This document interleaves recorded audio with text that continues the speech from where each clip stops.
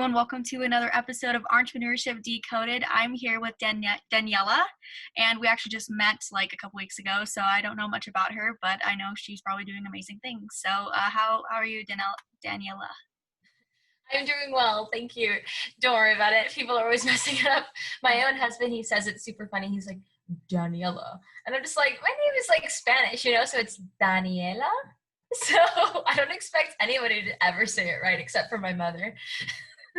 Cool. I love that. So what's your background, like what's your culture? Where did you grow up?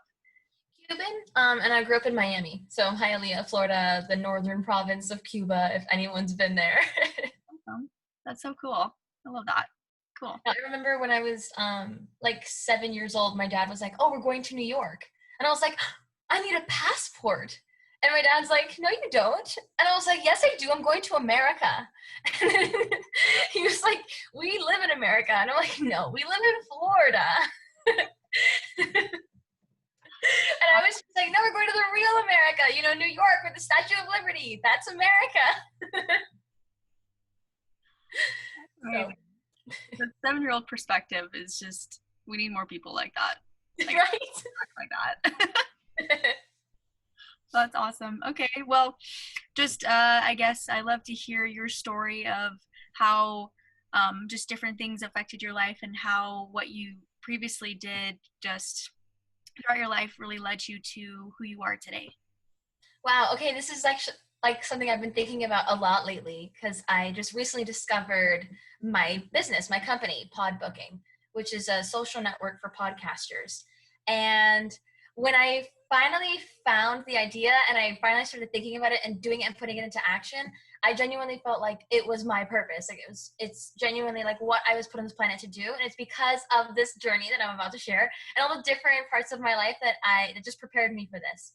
So one of the first things to prepare me for this was my dad for my 12th or 13th birthday bought my brother and I websites, which is like the weirdest thing to buy a child. But in the 2000s, my dad was like, "Yeah, this is the best thing I could buy. This is like buying property, but on the internet." And in him buying us those websites, we were for the first time really exposed to the internet and the monetization of the internet. Not just Googling stuff and playing on the internet and being a consumer on the internet, but the perspective of the owner of some property on the internet, because that's really what it is. And it exposed me to the concept of Google ads, and it exposed me to SEO and links and clicks and all these different things around traffic and driving traffic and Google and the relationship of a website and Google and search engines, things like that.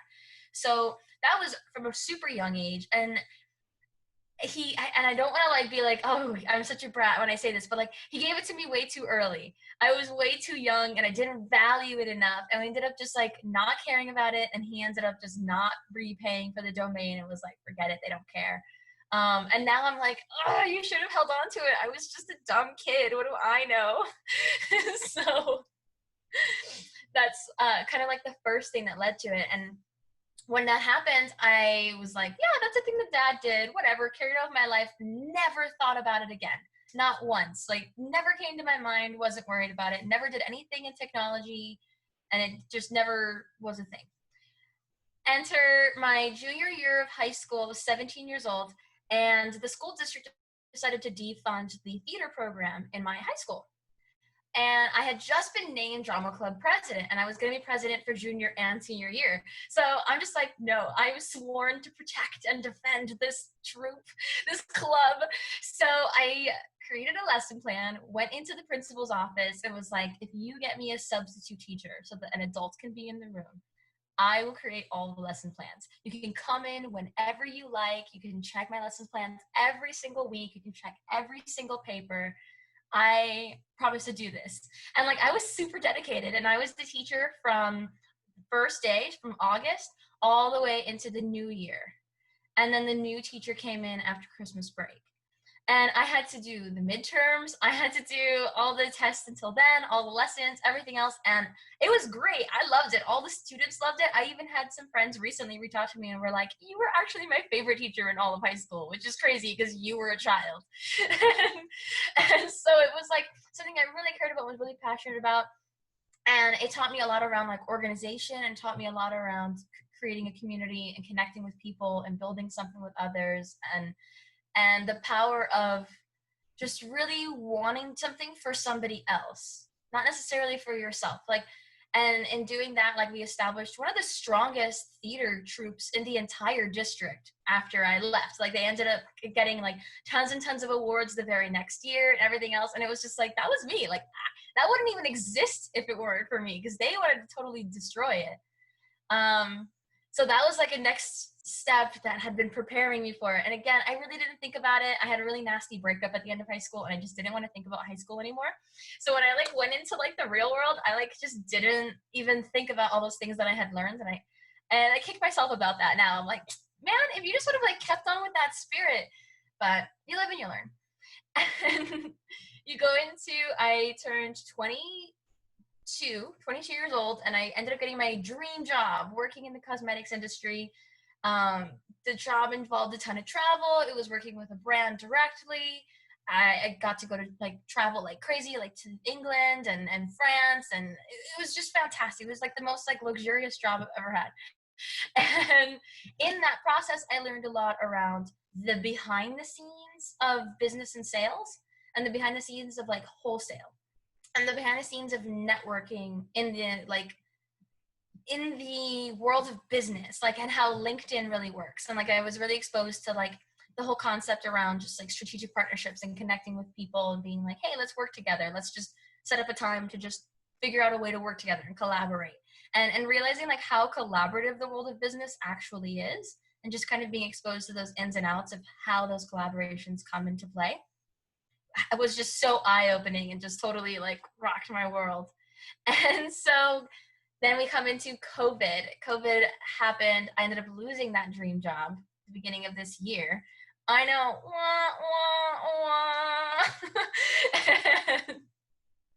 And then I pivoted into the technology world because I was like, okay, retail's like stopped right now. Like, I need to get out of the retail world, and this is not going to be sustaining for this year. I need to pivot completely. And technology was the only thing that was, one, hiring, two, growing.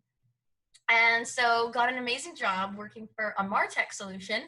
And so with this new job, I was exposed to the concept of like software and like software as a service, and all the different platforms that there are in the world, and like all the different platforms that can help entrepreneurs.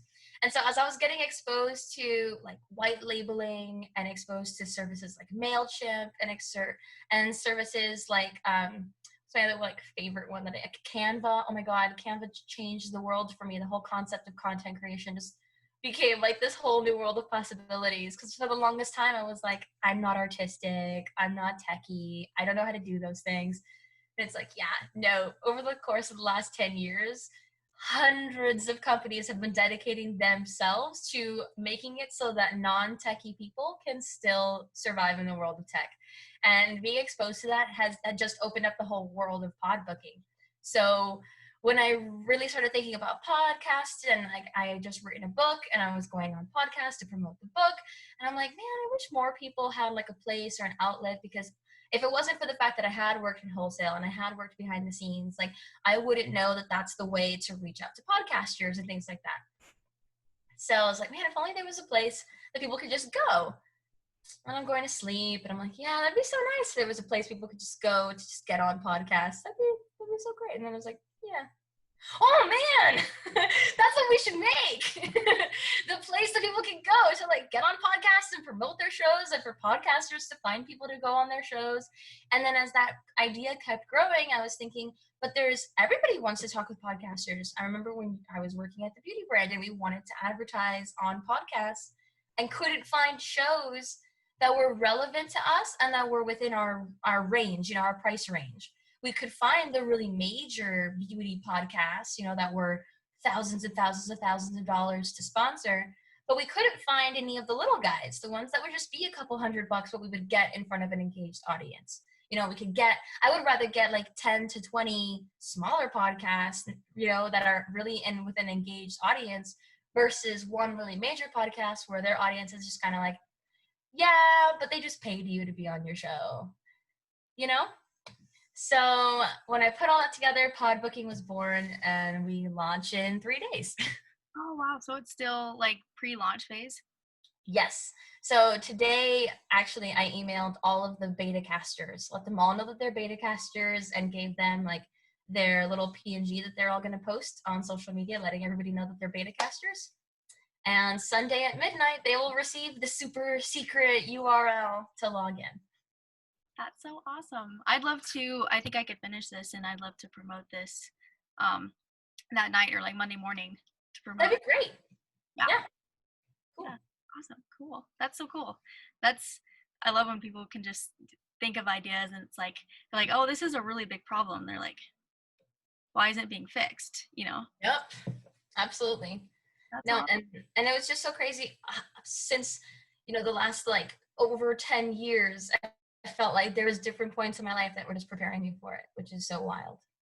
That's so cool. You're able to put that together. Like, I think a lot of people go through that, or even if it's like a short period of time, or it's basically their whole life, and maybe they're like 50, and they said, okay, maybe like what they're doing right then is what they're supposed to do, and they say maybe I wish I could have done this earlier, but everyone's journey, everyone's experiences, it leads them to their journey. It leads them to the things that they're supposed to be doing, even if it takes longer or shorter. It just depends on the person. So I think that's awesome. You're able to do that. Thank you. Not really young, so I mean, I'm only 18, but I Yeah, get 25. I get all the time, oh my gosh, you're so young. You're going to get that you're so young for so long. You're going to feel old by the time people are still calling you young. You're going to be like, no, I've been young for my whole life. I'm old now. I've established it. so you're in the pre-launch phase. So you're still like basically in because like the entrepreneur phase and the just trying something out just to see how it goes. Do you like have you had any major challenges or do you expect any huge challenges with this the new company or like what do you foresee in the next 6 months? In the next 6 months, I really don't foresee any major obstacles. I think, if anything, it's going to be more so just time. Time's going to be our biggest obstacle because it's just going to take time. There is no rushing the process of establishing a community. Not a truly organic one. It's really just going to take time. And luckily, like, I have that patience for it, and I want it to take time. I want it to be organic. Um, Early on, there was a few venture capitalists that had reached out, and they like were offering like more so funding and like opportunity for that. And I was just kind of thinking to myself, what would I really use money for? And like the money would really only be like for marketing, and that would really just be to basically superficially build my community. And I really want to do it in the organic fashion. Like, I want people to connect with the brand. I want people to connect with each other. Oh, okay. I like that idea a lot more, and I feel like when you do build it, and it does take time, it's a much better and bigger foundation, so that Yeah. it lasts longer than people paying for, like say Instagram, people pay for followers to be an influencer, or people pay for those types of things because it's like you get to a certain point, that's what happens. But I think organically, that's a lot smarter, but it does take time. But Yeah, I mean, look at LinkedIn. I feel like LinkedIn has been around for so long and just now really reaching its heyday. And it's been around for so long, but it's because it really did take time to establish a reputation as the place for professionals, and like that's really what podcasting is going to be like. Podbooking. Podbooking is the LinkedIn for podcasting. So it's industry focused. Like, I don't want any Facebook drama. I don't want any politics. Leave that at the door. I don't want any issues and opinions. No, you're here for work. This is work focus. And that was really like a huge motivator for it, because even for me trying to build Podbooking, the other social networks have been so difficult to maneuver because of all the noise. Like, it's so difficult for me to get into these groups and things like that, and like not and have to filter through the noise, filter through the family pictures, and filter through my own friends and things like that. Like, I'm so excited to get everybody on the network and just be able to just work on the network where every single person on the network is my demographic. You know what I mean? And I feel like that's going to be a lot of people are going to feel that same way. Like, yes, every single person on here is somebody who wants to be approached and who wants to work with podcasters. Cool. Like, that's so much easier than, well, because right now, like, if you want to reach out to a brand, it's like, well, they're not really on Instagram to be pitched, you know? And like, it's hard to create like a LinkedIn profile for a podcast show. You create it for yourself as an individual and then talk about your podcast on there. But they can't see there like your audience size. They don't see links to your social media, your other social media platforms and things like that. And even then, like, they're not necessarily on there to get pitched either. So this is going to be a space where if you're here, it's because you want podcasters to approach you or you want to be approached as a podcaster. So I think that's just going to be like, the ice is broken already, you know? Yeah, and that's such a straightforward thing because like like you said, there's different people on LinkedIn that are doing like a specific podcast, like that's all they do, all they promote, like Hala. Yeah. She's like famous for, well, famous in the sense of like LinkedIn. A lot of people know her and she's a great following because she did it organically as well. But how do you see like a difference between like what she's doing and then I think you kind of explain it, but like how can people who are doing podcasts or searching to be a guest on a podcast, how can they find that influence and how can they be able to have kind of, because you're basically creating a whole new market. So how are they able to take their own part of like market share and be able to find people to do those types of things in a different way or I guess in a competitive way like LinkedIn does? What do you mean by like in a competitive way like LinkedIn does? You mean like how will we kind of keep it focused? Yeah. Like, okay. So we've actually been partnering with group admins from Facebook. So I had joined like 87 groups on Facebook. Yeah, and like I have picked 10 group admins specifically that just simply performed the best of all the other group admins, kept people in line, kept the communication in line, created content for the groups to keep conversation going. And they're doing this completely for free. They're not monetizing any of these groups on Facebook. So instead, what we have provided our admins is going to be a share of the advertising space on their groups. So they'll actually get paid for the work they're already doing on Facebook for free. Oh, that's awesome. I bet like, yeah, I do that.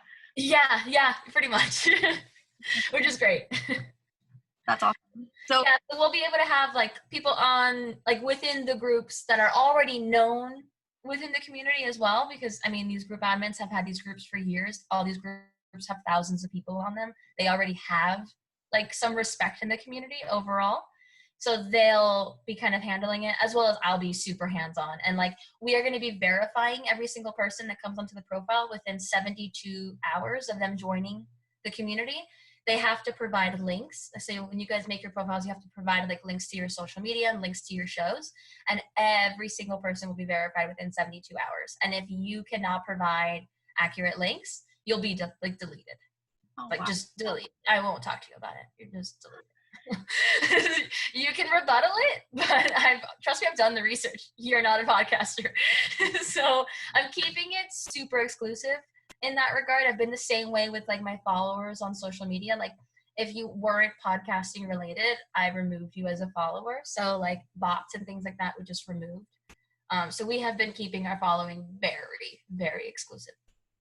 No, that's awesome. And that seems like a really smart strategy, especially for, like you said, keeping it exclusively, removing all of the white noise and just, yeah, making it as exclusive as possible. That's awesome. Yeah. So you seem super passionate about this, and I love your passion. I love how you saw a need and you're just going out and you're doing it. So, like you said, it's just launching in a few days. Is this like more of a side project for you for right now, or is this like your full-time thing that you're just like going full speed with? Right now, it is my side thing that I'm going full speed with. Does that make sense? Okay. Like, luckily, with this whole pandemic pivot, like I'm still working with the software company, but we're working from home. So I've got a lot of flexibility with my time, and just, I mean, in the evenings, I'm able to just dedicate like 6 hours a day to it. So it's just as much as if it were a full-time every day. It is a full-time every day. I should stop kidding myself. That's awesome. That's so cool. I think a lot of people, it's an assumption, but a lot of people I think are really concerned with their plan A, so their job.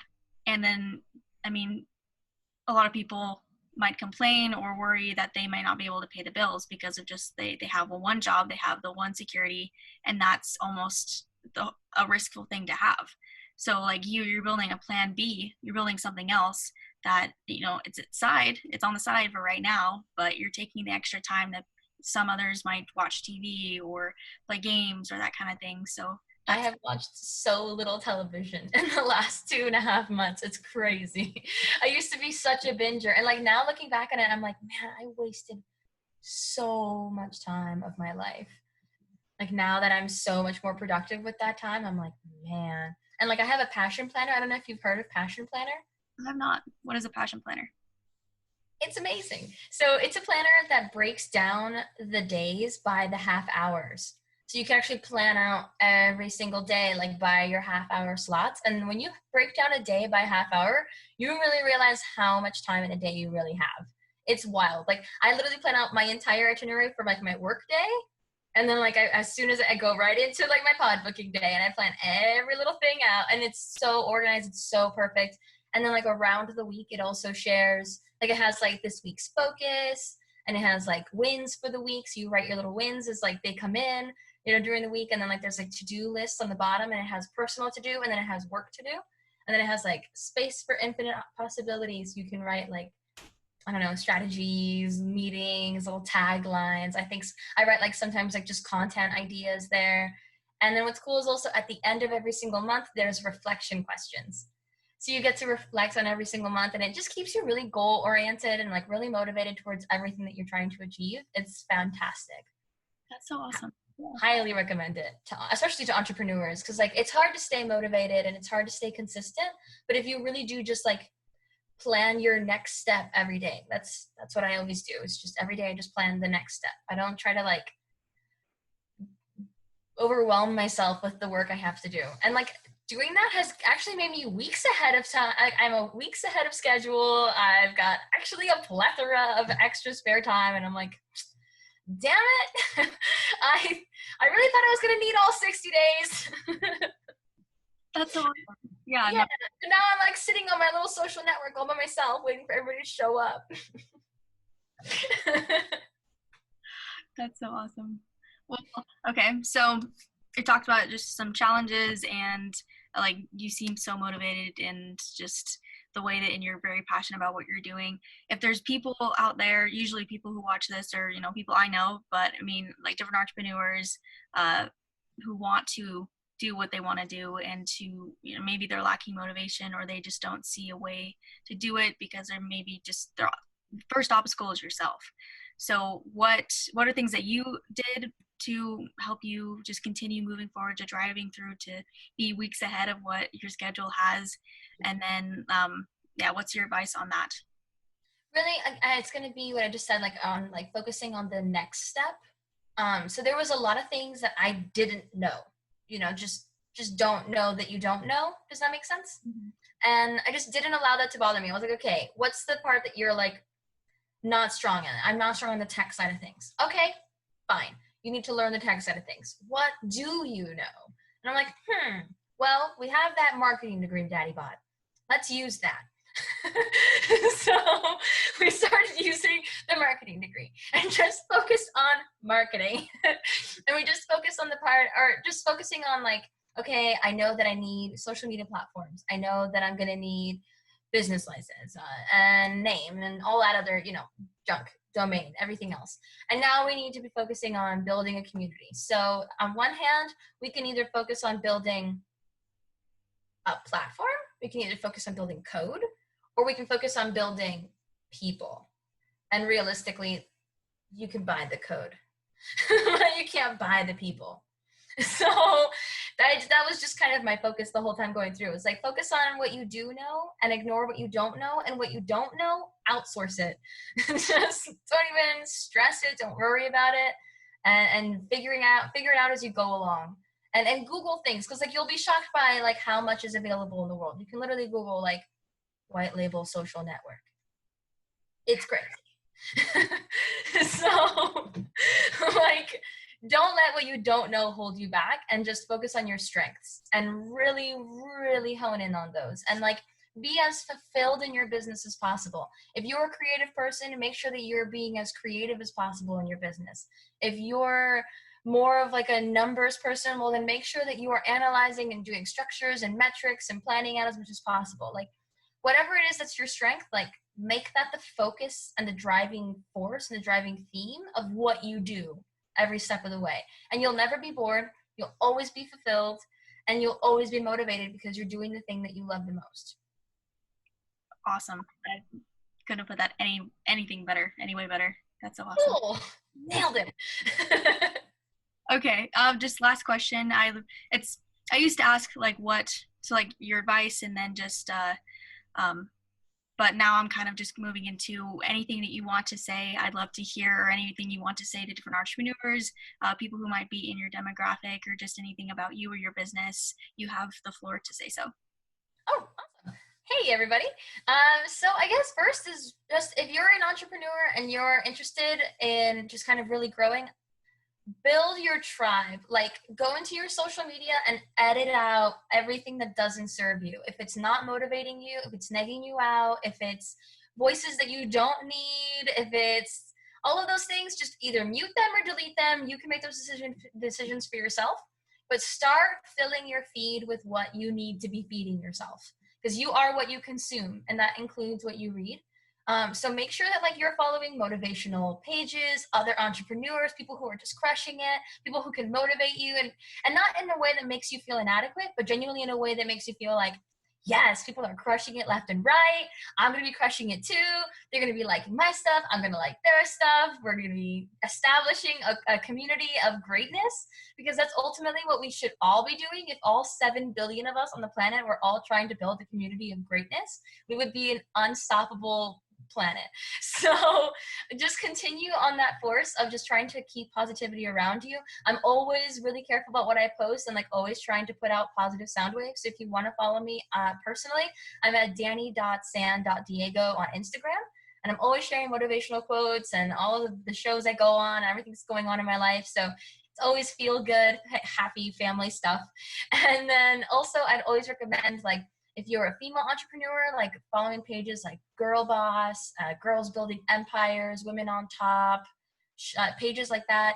If you're a guy who's not that into having like feminist empowerment on your social media page because you're lame, that's fine. Gary Vaynerchuk is always a good idea. Always. Nicole Arbor is also a very good idea, no matter who you are. So definitely just filling your feed with things that are going to serve you and really give you motivation and give you just a different perspective on the world that's not so negative is always a good idea. Podbooking as well. If you guys are podcasters, following Podbooking will never ever hurt you. We are constantly sharing growth hacks and quotes and facts and just information around how to build your show and how to build your audience. So we're always sharing really good information. And if you actually want to join the platform, pod-booking.com, you can still join the wait list. If you get in before midnight, October 5th, I could maybe somehow possibly squeeze you in. So show up there. Awesome. That was so great.